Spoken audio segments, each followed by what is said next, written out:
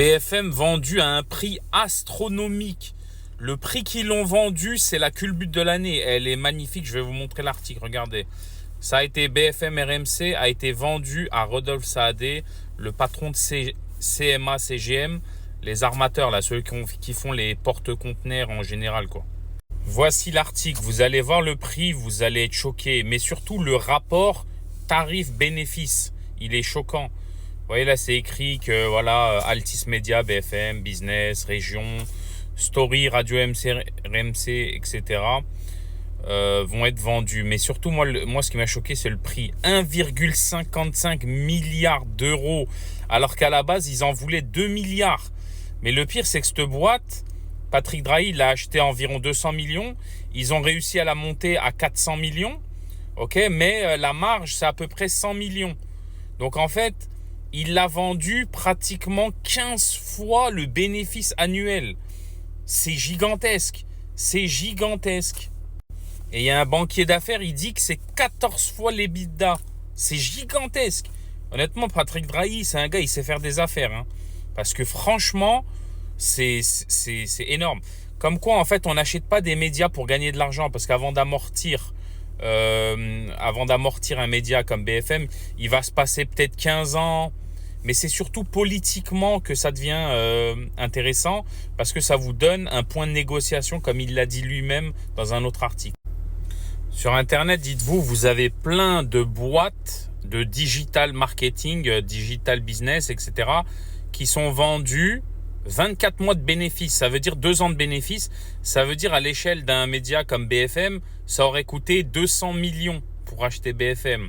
Ok, donc sur Internet, il y a plein de business à vendre comme ça, je vous dis honnêtement. Et quand vous voyez que eux, ils ont réussi à vendre BFM pour 15 fois le bénéfice annuel, c'est de la folie. C'est gigantesque. Comme quoi, c'est pas pour l'argent qu'on achète BFM. On achète pour mettre la pression à un gouvernement ou peut-être parce que voilà, le gouvernement, il vous a dit voilà, rends-moi un service, achète cette boîte, je sais pas. Mais s'il y a de la politique derrière, ça c'est certain à 1000%. Parce que sinon, c'est soit pour mettre la pression au gouvernement, soit pour manipuler les masses, etc., etc.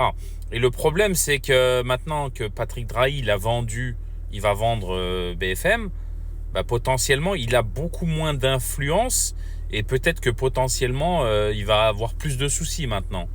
Ce qui est possible. En gros, c'était un peu sa protection. Maintenant, on va voir ce qui va se passer. Mais bon, de toute façon, ils avaient 60 milliards de dettes, d'après ce qu'ils disent dans les articles.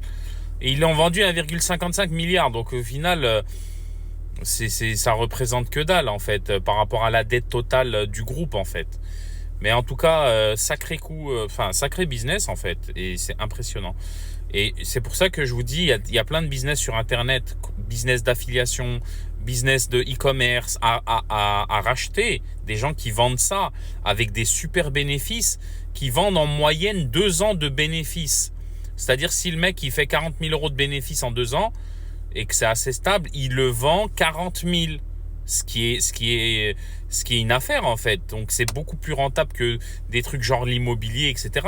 Vous achetez de l'immobilier pour faire 40 000 euros de bénéfices voilà, je vais pas faire des calculs, etc. Mais pour vous dire à quel point les business sur Internet sont beaucoup plus rentables que les business dans le réel.